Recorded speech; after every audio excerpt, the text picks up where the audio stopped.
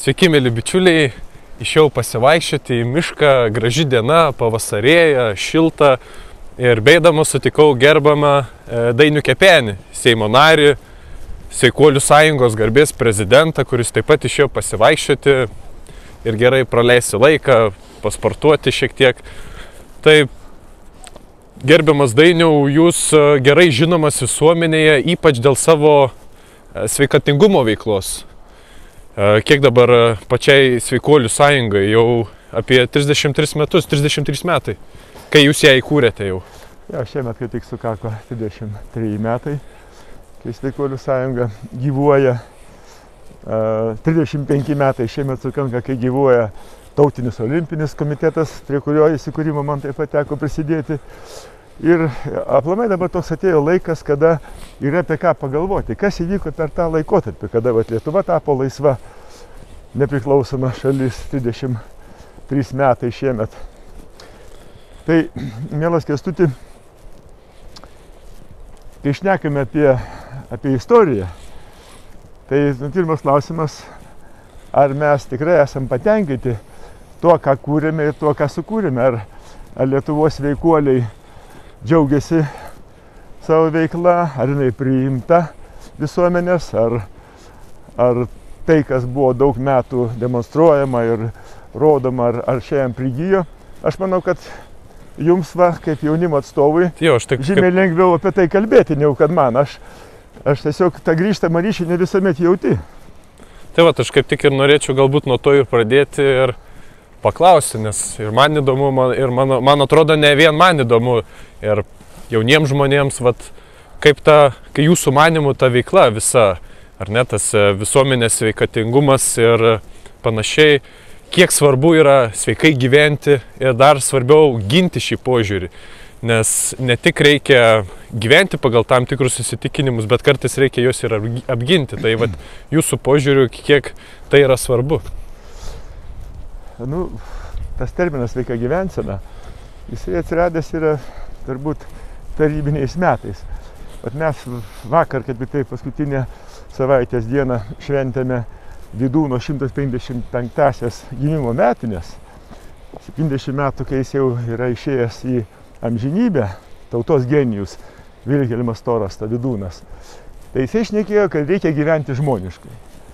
Žmoniškai tai reiškia, kad sveika visur. Ir sveika šeima, sveika bendruomenė, sveika valstybė, pasaulis sveikas. Ir tai buvo jo gyvenimo ir jo mokymo esmė. O mes susiaurinam tą žmonišką gyvenimą iki sveikos gyvensenos ir daugybė dalykų iškrito. Tai, kad yra žmogus dvasia siela, kaip sakė Vydūnas, jau dabar niekas nenori prisiminti, vis tik šneka apie pilvo sveikatą, apie kraujagyslių sveikatą, apie tą būseną, kai nėra depresijų, bet kad tu žmogaus dvasia siela mes užmirštame. Tai Vydūnas yra tas mūsų tautos, korifėjus, kurio turime sekti, jeigu norime, kad viskas būtų darnoje, ir kūnas, ir siela, ir dvasia, ir santykiai visi. Tai Sveikuolių sąjunga, kuri veikia 33 metus, jinai kaip tik rėmėsi ir Vydūnų, ir Stasiu Šalkauskiu, tokių mąstytojų, Karoliu Dineika, Vasiliu Sezemanu, Antanu Maceina, Vyskupu Valančiumi, Onutė Varapickaitė, kuri šnekėjo apie sveikatos dalykus. Šitie žmonės visi paliko mums savo idėjas ir savo pažiūras į sveikatą. Ir mes jomis sekame ir paaiškėjo, kad kai žmogus šitaip gyvena, jam 10 kartų mažiau negu Lietuvos vidurkis reikia medicininių paslaugų.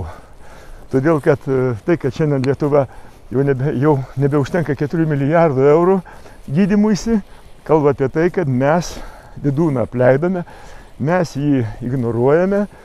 Ir jeigu mes skaitytumėm jo knygą Sveikata, jaunumas, grožis, kuri buvo parašyta beveik prieš 100 metų, tai atpigtų mūsų sveikatos sistema. Ir tai, ką aš sakau, tai yra esminiai dalykai, bet dėja iki šiol politika jų negirdi ir nenori girdėti, kadangi jie kertasi su oficialia valstybės kryptimi O ta kryptis yra kuo daugiau ligoninių, kuo daugiau gydytojų, kuo daugiau vaistų. Mes sakėme, kad ligoninių galėtų būti perpus mažiau, gydytojų taip pat daug nereikėtų ir vaistų reikėtų turbūt kelis kartus mažiau, jeigu žmonės gyventų pagal Vydūną. Tai va šitas idėjas mes puoselėjom, mes mūsų sveikatos mokyklose mokėsi žmonių per 30 000 ir štai, kad praėjusiai pandemijoje šitie visi žmonės, daugumą jų pavyko išvengti to pačio baisiausio faktoriaus, kuris atseit mus gelbėjo nuo COVID-o. Tai yra vakcinacijos. Daugumai pavyko įgelbėti, todėl kad jie žinojo, kad yra natūralus imunitetas, vidūniškas imunitetas. Mes jį puoselėjom, mes jį saugojom ir dabar jokių ten, sakysim, šalutinių požymių neliko, todėl kad turime tą natūralų imunitetą. Tai vat, pradedant sveiką gyvenseną, žmoniškų gyvenimų ir baigiant imunitetu, vat koks yra platus diapazonas klausimų, kurie šneka apie sveikatą. Bet aš, kalbėdamas apie sveikatą, norėčiau, kad mes, Kęstutis iš tiesų yra ne šiaip savo atsitiktinis mano čia žmogus sutiktas miške. Aš jį matau ne pirmą kartą, o pirmas iki mes susitikome su Kęstučiu Seime, kada jisai subūrė savo bendraminčių studentų būrį ir jie pareiškė savo poziciją, kad negalima varžyti žmonių laisvės ir per prievartą juos ten skiepyti arba nepasiskiepysi neleisti mokytis, neleisti gyventi bendrabutyje. Tai buvo labai sunkus metai, o tik jie pasibaigė. Ir aš matau, kad sutikė tikrai tokį naująjį jaunimo lyderį, ne tokius veikėjus, kaip kad čia nesenai, kurį mes matėme juokdarį Seime, kurį jau dabar bando kai kurie veikėjai vadinti jaunimo lyderiu. Aš manau, kad tokie žmonės... Dalies jaunimo. Dalies, taip. Iš karto paskelbė mūsų pedopartijos atstovai, kad štai, reiškia, čia jau mūsų lyderis bus. Tai pedopartijos gali jisai lyderis, bet Kęstuti, pradėjome apie sveiką gyvenseną, dabar pakalbėkime apie sveiką valstybę. Sveika valstybė be sveikos nuovokos, be mąstymo, valstybinio mąstymo, niekur to ir nenueis. Tai aš tiesiog kvieščiau apie tai pamąstyti. Mūsų turbūt tikriausiai klauso jūsų bendraamžiai ir tegu jie pagalvoja, ar jie pasiruošę ateiti į talką valstybės, ar jie turi savybių lyderiavimo ir grupių, klubų, skyrių įvairiausių kūrimui. Jeigu taip yra, tai klausykitės mūsų dabar ir aš manau, kad Kęstutis apie tai papasakos, kaip jam pavyko suburti 10 šalių studentus šitai veiklai, deklaraciją. 12 šalių pasirašė deklaraciją. Tai gal, Kęstuti, nuo to ir pradėkime. Kaip pavyko jums tą deklaraciją pasirašyti, kaip atsirado talkininkų čia ir pamatysime, kad sveika gyvensena, žmoniškas gyvenimas yra čia pat. Aišku, gal reikėtų pradėti nuo to, jog apskritai visada gyvenime pirminis šaltinis yra pati idėja. Tai mes turėjom tą kritinę situaciją, tokią situaciją, kur dauguma iš vis nežinojom, ką bedaryti, nes realiai mums buvo atimamos galimybės studijuoti. Ir tuo laikotarpiu jau buvo susibūręs ir kiekis studentų, bet paprasčiausiai nelabai galbūt žinojo, kaip elgtis, ką daryti, nes situacija tikrai buvo neeilinė ir dauguma net ir profesorių ir dar svarsto, kaip patys pradėjo perprasti, ką reikia daryti ir panašiai. Tačiau, aš pasiūliau, kadangi pats ir studijuoju ir teisė, yra, sakykime, tokie paprasti teisiniai principai, kaip galima legaliai ginti savo teisės, kaip galima atstovauti savo požiūrį, tai natūralu, kad visų pirma ir turi būti viešumas, ką ir sugalvojame, ką dėkoju jums, kad ir sutikote ir Seimo konferenciją padaryti, kad išsakyti savo nuomonę valdantiesiems, kad ne viskas tenkina, kad kažką reikia taisyti ir gavosi tikrai didelis susidomėjimas ir natūralu, kad kiti studentai ir Seimo nariai ir visuomenės atstovai tam pritarė.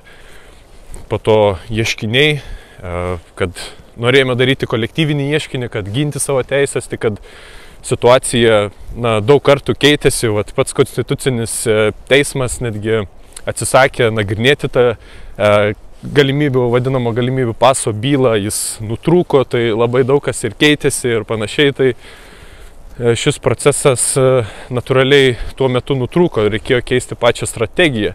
Tačiau tuo pat metu aš suvokiau paprastą dalyką, kad ne tik Lietuvoje, kad ši situacija ne tik mes susidurėme, bet ji vyksta visame pasaulyje. Tai mes turime tų brolių, seserų ar ne, kurie iš tikrųjų mes visi esame žmonės ir išgyvename tas pačias problemas. Tai sakiau, kad mums reikia ieškoti bendraminčių, mums reikia su jais bendrauti ir mums reikia parodyti, kad ne tik mes, ne tik kad kažkokia saujelė lietuvių ar ne, kažkokių studentų, čia mes susigalvojame savo kažkokį tai koncepciją ir bandome kažką įgyvendinti. Ne, yra daugiau mūsų, yra ir vokiečių, ir italų, ir anglų, ir prancūzų, ir žodžiu visa Europa, ir netgi už Atlanto, ir kanadiečių, ir amerikiečių, ir panašiai. Ir mums tą reikia įtvirtinti, mums reikia parodyti, mums reikia tai aprašyti, kad mes sutinkame, mes atstovaujame tas pačias idėjas. Ir kas yra įdomu, kad tuo metu, kai mes bendraudavome, labai gerai dar sužinodavome informaciją, nes kas vyksta, pavyzdžiui, ypač Latvijoje, kas vykdavo Latvijoje, mes labai gerai sužinodavome, kas vyks Lietuvoje, nes kas ten pirmai vykdavo ir pas mus. Ir visur procesai labai panašus ir mes galėjome taip vienas kitam konsultuoti, padėti, mes padarėme tą, pavyzdžiui, kas gavosi, jie padarė šitai, pasidalinti patirtimi. Tai šis procesas natūralu, kad ir pasiūliau, kad reikia mums padaryti šią deklaraciją. Mes nuvykome į Vokietiją, ten taip pat pasikalbėjome, pasidalinome patirtimi, ją pasirašėme ir ją galima surasti internete. Ir žmonės, ir studentų judėjimai taip pat prisijungė ir bandėme ginti savo šį požiūrį. Jo, tai tikrai buvo puikus darbas. Ir jūsų dėka jau 12 šalių dar geriau žino, kas yra Lietuva, kad ten gyvena drąsus ir ištvermingi ir pasiryžę žmonės, kurie nieko nebijo ir kuriems, svarbiausia yra gyvenimo kryptis ir atsakomybė už savo pašaukimą, atsakomybė už savo valstybę. Apie tai jau žino daugybė Europos šalių. Bet Lietuvoje apie tai dėja žino nedaugelis. Ir aš džiaugiuosi, kad tuo metu, kai jūs deklaraciją šitą sutvarkėte, pasirašėte, kad tik tai Sveikatos teisės institutas prieš tai buvo jau... Ja, pirmiau. Taip, jie pirmieji paskelbė savo deklaraciją. Ta deklaracija pasirašė, 40 000 žmonių, man atrodo. Jo, pasirašė ir kažkaip jinai iki šiol, ta deklaracija tokia, sakysim, kaip užjausų veikimo bomba, jin dabar guli, bet dar sprogimo neįvyko, kadangi visi laukia, kaipgi pasibaigs šita pasaulinė, neturiu kito žodžio, farmamafijos ir jos kolegų afera, kurie labai neblogai uždirbo iš to, bet niekas dabar nesirūpina, kaip padėti žmonėms, kurie dabar turi baisių liekamųjų požymių po šitos aferos, po šitos dirbtinės ligos, kurie dabar jau visi baigia suprasti, iš kur atsirado.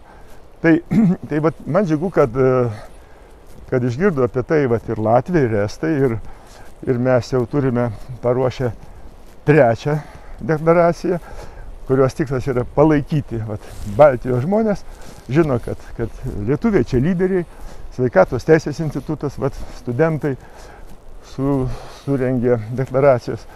Tai dabar ir Baltijos šalių, ir politikai, ir teisininkai, ir šiaip piliečiai turi galimybę apie tai sužinoti ir pasirašyti. Dėl to pasirašyti, kad daugiau tokie nusikaltimai nepasikartotų.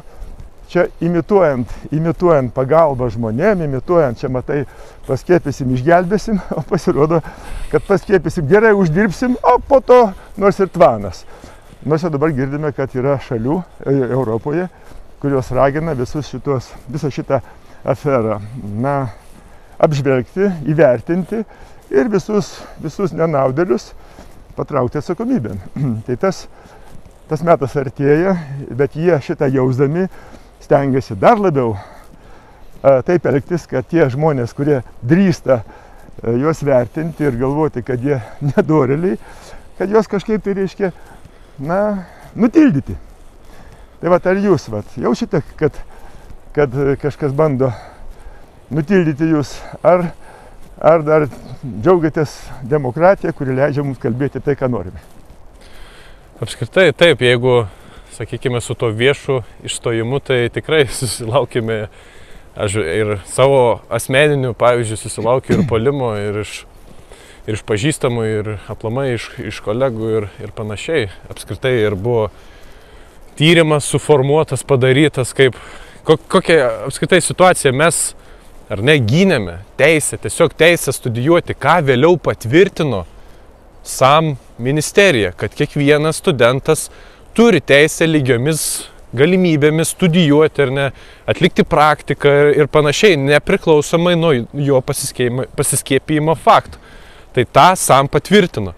Ir po kažkurio laiko mes dar gavome tyrimą, aš pats, kad aš kažkoks tai labai super blogas žmogus, kad bandžiau įrodyti tai, kas yra akivaizdi paprasta teisinė tiesa, ką patvirtino oficialios mūsų valstybės institucijos ir matomai žiniasklaidai tai pasirodė, nesvarūs argumentai. Tai tikrai to puolimo susilaukėme, matome ir iš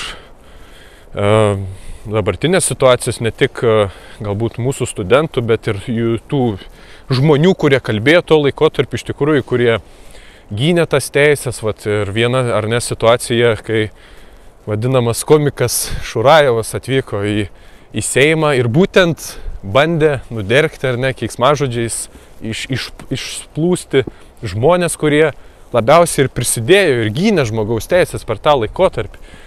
Tai tikrai tų tokių juodinimo ar ne, tokių etikečių klijavimų mes matome labai stipriai. Tai ir galbūt norėčiau ir jūsų paklausti, kaip jūs vertinate tą situaciją, tokį precedento neturinčią situaciją, kai ateina į Seimą ar ne, į pačią svarbiausią mūsų valstybės instituciją ir pradeda dergti ne tik kad opozicijos narius, bet apskritai dergia patį Seimą. Nes tokia institucija, tiesiog negali taip elgtis, negalima taip pačio Seimo nario, net nesvarbu kokios jo pažiūros, taip su juo elgtis negalima. Tai jūsų požiūriu, kaip galvojat, kaip apskritai įtakoja tokie veiksniai mūsų politiką, kokios jūsų mintis? Čia, Kęstuti, yra keletą minčių. Visų pirma, jeigu pastebėjote,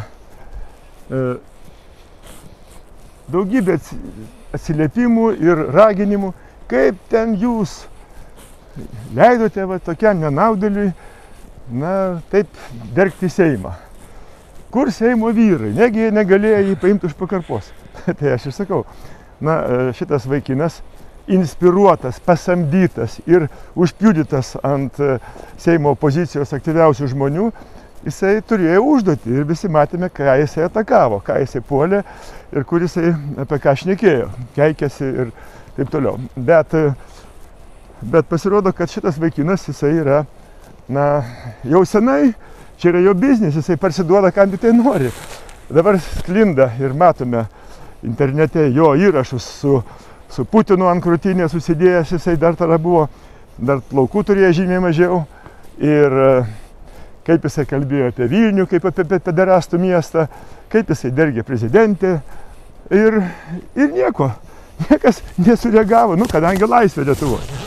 Jisai antiek įsijautė, kad pasirodo gali bet kam parsiduoti ir iš bet ko, vadinasi, gauti atlyginimą už savo atseit komiko darbą. Koks čia komiko darbas, kai jisai iš valstybės tyčiojasi. Bet jeigu šnekam dabar apie valdančiąją daugumą, ypatingai konservatorius, kurie jie jį ir užsiundė, nu, Armonaitė jį įsileido, bet jisai jau senai žinomas kaip konservatorių projektas. Konservatorių partija mes puikiai žinome, kad jie turi savo tą vadinamą rinkėją, amžiną rinkėją, kuris ten, sakysim, maždaug 15% gyventojų tvirtai renka. Kuo mažiau žmonių ateina į rinkimus, tuo jiems visiems geriau yra. O Seimo garbė arba pasitikėjimas Seimu jiems visai nerūpi. Jiem rūpi būti Seime. Ir jeigu jiem pavyksta rinkėjų skaičių į rinkimus sumažinti, ką jie visą laiką ir daro, tai jie tada visuomet valdžioj. Bet jeigu tik tai ateitų į rinkimus žmonių bent 70%, tai viskas Lietuvoje valdžia pasikeistų radikaliai, iš esmės ir prasidėtų nauja Lietuva, naujas kūrybas. Ir va šitie visi aferistai, neturiu kito žodžio, kurie šitaip elgėsi, kurie stengiasi bet kurią kainą pakirsti pasitikėjimą seimūnais, jie ilgai nebeišsilaikytų, bet šitokia jų veikla ir toks jų tokia taktika siundyti ant opozicijos ir tų aktyvių žmonių tokius juokdarius, aišku, kaip matome, iki šiol pasiteisindavo. Ir čia nieko nėra kito, išskyrus plika akimi matoma valdančiųjų siekį bet kurią kainą sukompromituoti oponentus, opoziciją ir tokiu būdu sumažinti pasitikėjimą Seimu. O jų mes puikiai žinome, kokiu būdu tie rinkėjai yra suformuoti pas juos, va šitie rinkėjai amžinai juos rinks. Bet manau, kad dėka to, kad jaunimas jau suprato, kad ne tokie juokdariai yra jaunimo lyderiai, bet tokie žmonės kaip jūs, jūsų bičiuliai, draugai, kuriuos matėme, jūsgi jau turite diplomą universitetinį, jūs baigėte teisę. Jūs labai gerai matote santyki žmonių su įstatymu, matote, kaip konstitucija pažeidinėjama, kaip gali būti, kad jau dabar išdrįso, bet turbūt dar nebuvo nei vieno Seimo, kur tiek daug pasikėsinių buvo į konstituciją, tiek pradedant kalba arba laisvę kalbėtis. Reikšti mintis. Taip, reikšti savo mintis, 25 straipsnis, kuris leidžia mums visiems turėti savo nuomonę ir ją drąsiai reikšti. Lietuvių kalba naikinama per konstituciją. Prievartavimas žmonių skiepytis prieš jų valią, ten aiškiai pasakyta, jokie medicininiai eksperimentai be žmogaus sutikimo negalimi. Ne, priversim. Vat jie tą darė visą laiką, dabargi jau jie pilietybės įstatymą jau pabandė kėsintis štai prieš kelias dienas. Taip, kad visą tai, žmonės sako, nėra to blogo, kas neišeitų gera. Metas dabar tikrai tamsus, tikrai matome tą globalizmo siautėjimą ir nacionalinė valstybė labai dabar kenčia. Ir visi žmonės su to kenčia. Ir nesupranta, kas čia vyksta, bet jums dabar ir jūsų bičiuliams turbūt nesunkiai matosi, kad vienintelis kelias atremti visą tai tiesiog sakyti tiesą, kalbėti, ką reiškia tas švabizmas, ką reiškia globalizmas, ką reiškia dabar prasidėjusi bankų griūtis, iš kur tai viskas ateina.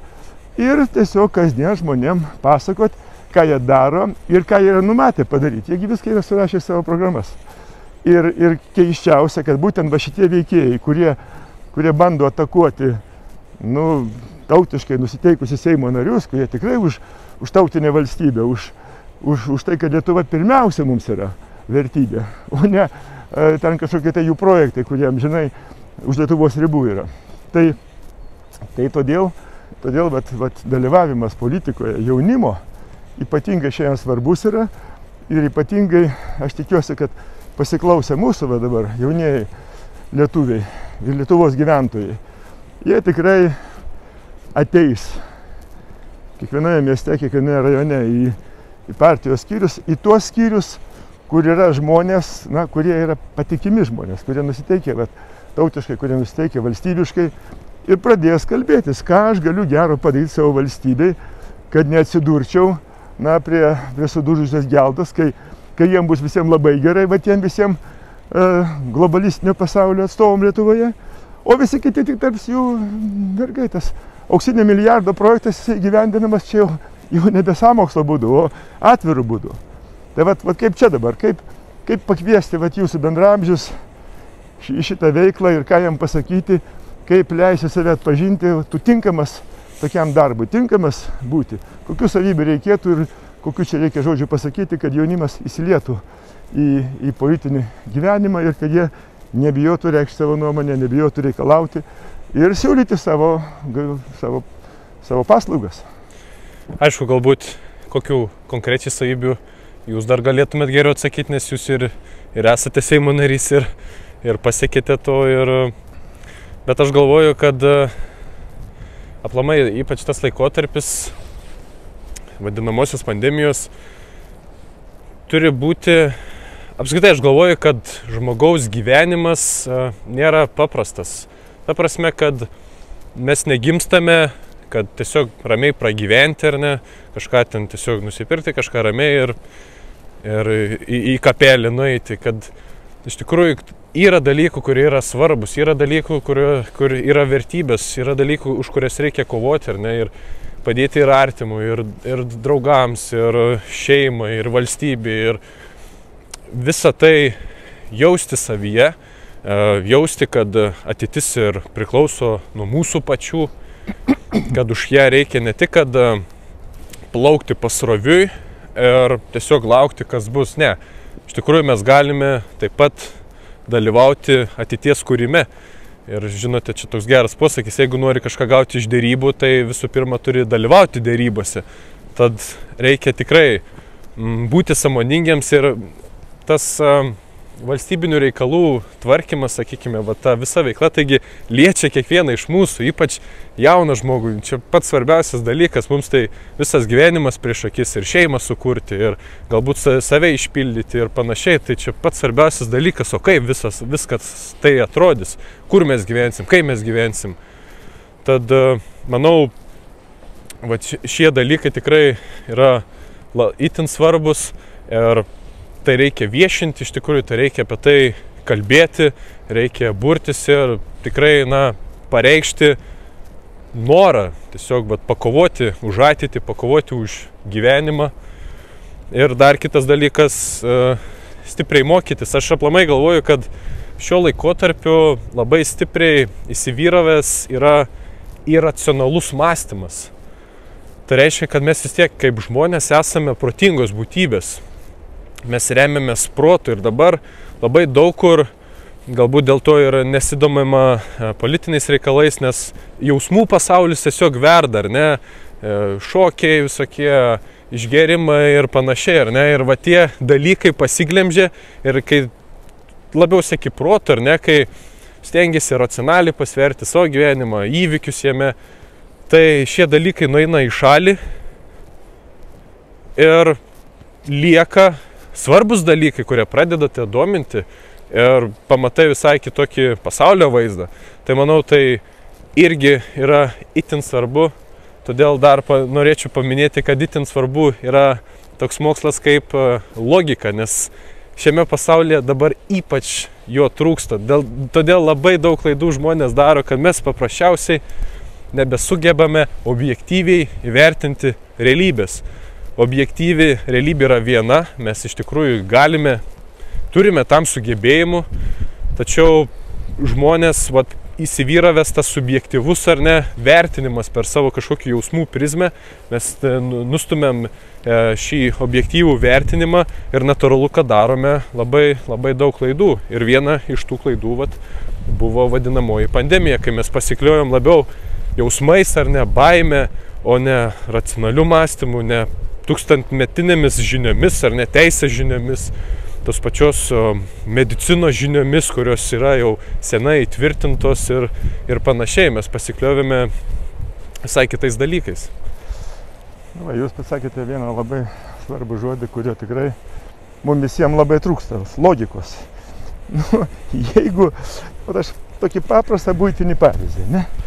Eina žmogus koridorium, pamato duris, ant kurių parašyta WC, jisai įeina tenai, nusimauna kelnes ir turbūt dainuos. Arba sakys eilėraščius. visiems aišku, ką jis ten darys. Bet mes, kada matom politikus, jisai, reiškia, šneka vieną, daro kitą ir niekas nesupranta, kas čia vyksta, reiškia. Kas čia vyksta? Kur ta logika? Mes visi girdėjom, kad politikai tai yra žmonės, kurių pirmas yra uždavinys derinti interesus. Žmonės, grupė žmonių, bendruomenė, miestas išsirenka savo narį į Seimą ir prašo jo, kad jisai Seime kovotų dėl to, kad tame mieste atsirastų nauji keliai, būtų suremontuoti, kad atsirastų galbūt ten tiltas, ir kiti tokie dalykai, kurių neišsprendžia vietinė taryba. Ir žmonės tikisi iš to Seimo nario, kad Seimo narys nuvykęs į Seimą susidurės su kitų miestų, rajonų Seimo nariais, kurie taip pat turi užduočių ir lūkesčių iš savo rinkėjų. Ir tada prasideda jų dėrybos, prasideda jų kalba. Parlamentas, tai nuo prancūzų žodžio parle, reiškia kalbėtis. Ten, kai žmonės kalbasi, klausosi argumentų, logikos klausosi, jie susitarė, kad taip, jums labai reikalingi keliai, ten pas jūs svarbus yra pramonės mazgas, jeigu būtų geras kelias, tai būtų ten greitai išvežama produkcija ir Lietuvai nuo to būtų geriau. Bet ne, sugalvoja, kad ten kito vietų reikia. Ir tada supranta žmonės, kieno logika stipresnė, už tą ir balsuoja. Vat, taip yra priimami visi sprendimai Seime, loginiai sprendimai ir suprantama visuomet, kur svarbiau valstybei. Ne kažkokiai tai bendruomeniai, ne kokie tai grupuoti, bet valstybei. Šiandien šitas valstybinis mąstymas pas mus labai jisai jau trūksta. Ir todėl, kada mes renkam žmogų į parlamentą, į Seimą, tai nuspręskime, kas jam trukdo pakelti ranką už vieną kitą klausimą. Na, sakysim, įsprendėm ten gatvės klausimus tam mieste. Bet staiga ateina metas spręsti, o kaip valstybė laikysis kalbos įstatymų, kaip žmogaus teisės reikš savo nuomonę. Ir čia jau prasideda gudravimai. Kodėl nebėra logikos? Kas atsitinka? Ar čia korupcija veikia, ar baimė ir kažkas kitas. Tai va dabar, kai šnekame apie tai, tai be abejo svarbiausia yra suprasti, kad yra daug žmonių, kurie turi įvairiausių interesų, įvairiausių baimių, įvairiausių, prasideda gudravimai ir valstybė ima kentėti. Mato, kai jis sprendžia savo klausimus, savo bendruomenių, savo grupuočių reikalus ir tada valstybė lieka antram plane. Ir todėl aš matau, kad jeigu mes neatnaujinsim šitų užsienėjusių Seimo narių, kurie tikrai žinomi kaip atstovai tam tikrų grupuočių, kai jie būtų valstybės, tai jaunimas turi ateiti. Tai jeigu šnekam apie jaunimą, tai kokių šiandien paskatų reikia, kokių žodžių pasakyti jaunimui, kad jie drąsiai įsilietų į politiką, ateitų į partijų skyrius, susirastų savo pašaukimą, pagal savo interesus, pagal savo pažiūras, vertybės atsirinktų partiją ir eitų su ta partija toliau kartu į rinkimus, į darbus. Ko mes nepasakėme, kodėl tokie yra pasyvūs jaunuoliai. Jums taigi nelengva buvo surinkti studentus, kad jie pasirašytų šitą susitarimą antipandeminį. Na matot, dar įtakojo ir tai, kad čia kaip kiniečiai vadina palaima iš dangaus, kai pati situacija subūrė žmonės, tai tas irgi labai daug įtakojo. Ne tik, kad tiesiog, viskas buvo gerai ir žmonės tiesiog sugalvojo gintis. Ne, iš tikrųjų situacija buvo labai kritiška ir aš sakyčiau, netgi natūraliomis sąlygomis, ar iš vis būtų įmanoma taip susipažinti ir taip toliau. Tai reikia išnaudoti tokius dalykus, tokius situacijas.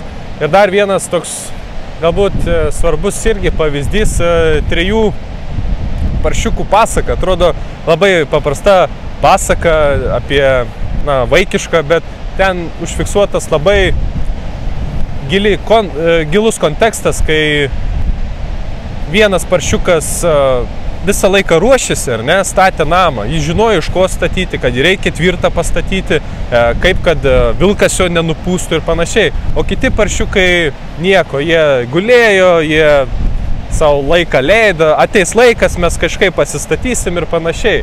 Na, laikas bėgo, vienas paršiukas statė, kūrė, laikas jau buvo nutekėjęs, tai pastatė iš šiaudų ar ne, kitas iš kažkokių lentgalių, o jis pastatė iš akmenų. Jis žinojo, kaip gintis, ką konkrečiai daryti ir panašiai. Ir kai atėjo tas pavojus, ar ne, kai atėjo vilkas, tai jis vienintelis ir žinojo, kaip nuo jo gintis ir apsigynė nuo jo. O tie du paršiukai nieko negalėjo padaryti, jų namai buvo nupūsti. Tai dar vienas svarbiausias toks palinkėjimas galbūt, kad neprarasti to budrumo, kad reikia ne tik į situaciją, ar ne, kritišką palieka ir tada tik pradėti judėti, kažkaip gintis, bet ir suvokti, kad kokia aplinka ir per laiką stengtis ruoštis.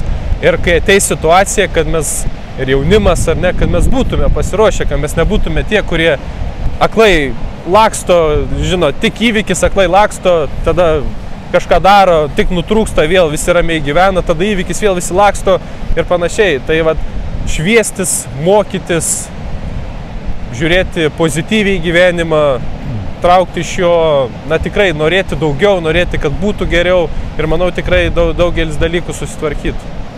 Tai gal dabar jaunieji bičiuliai, kurie mus dabar išgirdo, tai gal kviečiame juos ateiti, pratęsti šitą diskusiją, pamąstymus, ar į jūsų Facebooko puslapį pas mane gali ateiti. Na, galite kreiptis ir į tas partijas, kurios jums artimos yra. Šiuo atveju aš tikrai nenoriu čia, sakysim, pasakyti, kad pati geriausia yra Lietuvos valstiečių žaliųjų sąjunga, bet tie žmonės, kurie ima kalbėti apie vertybės, mato, kad šita partija tvirta, laikosi savo principų, neišduoda tautinių vertybių ir tai, kad jinai yra auganti ir stiprėjanti, pastarieji rinkimai parodė, mūsų merų skaičius žymiai išaugo šalyje ir išlaikėm savo pozicijas, nors, kaip pastebėjote, jau iš viso šiandien mūsų partijos nebeliko jokiuose reitinguose, nustumė jį, netgi kartais net neužsimenama, kad jinai yra. Tai trumpai kalbant, jeigu yra tokių žmonių jaunimo tarpe, kurie norėtų tapti politikais, tai aš kviečiu į mūsų labai lengvą lvžs.lt, ten mes galime pradėti kalbėtis. Jeigu jums artimesnė kita politinė grupė, partija, tai žinoma, svarbu, kad jūs būtumėt ir svarbu, kad ta diskusija vyktų šiandien. Mes visi labai pasigendam diskusijos, tai matome, vyksta žaidimas į vienus vartus, tu turi priimti tai, ką tau pasakė LRT arba koks Delfis ir nedrįs diskutuoti. Diskutuoti tai svarbiausia, kalbėti svarbiausia, o ginčiuose gimsta tiesa. Tai pakvieskite savo dabar bičiulius, kad jie kažkaip sureaguotų ir jungtųsi. Jeigu reikia dabar surasti jūs, tai duokit kokį nors kontaktą, kaip ateiti į jūsų Facebooką arba kažkur kitur ir ar jisai yra iš viso ir kada jūs pasirengęs apie tai pakalbėti ir suburti tokį jaunųjų politikų klubą. Jaunųjų politikų klubą. Jo, galbūt, kaip ir buvom kalbėję, galbūt ne visi politikai, aišku, iš tikrųjų geriausiai, aš manau, kad tikrai ginti tuos interesus ir pats geriausias būdas natūralu, kad yra patekti į Seimą, nes dauguma žmonių bando įtakoti Seimo narius, ar ne, kažkokius tai sprendimus, tai kas lengviau, ar bandyti juos įtakoti, ar būti Seimo nariu ir ginti ten savo interesus. Tai Facebook'e galit susirasti Kęstutis Juočeris ir greitų metų pasirodys ir mano YouTube kanalas Jaunimo naujienos, kur aš dalinsiuosi ten žiniomis, kas svarbu mums, jaunimui ir ką minėjo ir Dainius, galite prisijungti prie, jeigu artima, prie jų partijos ar gal kitos partijos artimos, nežinau, bet tikrai kviečiu taip pat būti aktyviais, kviečiu gintis, kviečiu kovoti, nes ateitis mūsų rankose, o ne tikrai nelaukti malonės iš kitų, kaip ją mums pateiks. Tai gal per tai padarome. Va dabar mes įdedam savo pokalbį ir sakome, kad savaitę laiko tegu vyksta diskusija, o po savaitės tie klausimai, kurie iškils, mes juos aptarkime. Gerai? Gerai. Tai ką, tada štai Baltijos jūra, mes esame Lietuvos pakrašty, prie jūros. Kitas pakraštys yra, rytuose. Ten, kur dabar, kaip tai karštieji taškai, ne tik Lietuvo, bet ir pasaulio taškai. Ir nuo mūsų priklauso, nuo mūsų požiūrį, nuo mūsų ryžto, nuo mūsų susitelkimo, viens kito palaikymo, ar ta taika laimės, ar laimės tos pačios gaujos, kurios pelnėsi keletą metų iš pandemijos. Dabar akivaizdžiai matome, kaip jie pelnosi iš karo. Aš nekalbu apie tai, kad mes visi kiek galėjome padėjome žmonėms, siuntėm ką galima, bet kai aš matau, kad mūsų valstybė jau skiria beveik milijardą, o atsiranda visokiausių gudruolių, kurie dar papildomą veiklą ten atlikinėja, tai aš matau, kad rado naują biznio rūšį, kuri labai lengvai, labai sunkiai apskaitoma yra, labai sunkiai stebima, ir Ukrainoje taip pat matome. Tai nuo mūsų akylaus požiūrio, nuo mūsų susitelkimo, nuo mūsų susivienimo už valstybę labai daug kas priklauso, kad mes gyvensime laisvoj, taikioj šalyje. Bet tam reikia būti kartu. Jeigu paliksime tiem, kurie dabar tvarko, tai mūsų likimas jau beveik nuspręstas yra. Tai ačiū, kad mūsų klausėtės. Ačiū Jums, ačiū Dainiau už pokalbį, už pasivaikščiojimą. Iki susitikimų. Taip, būkit sveiki.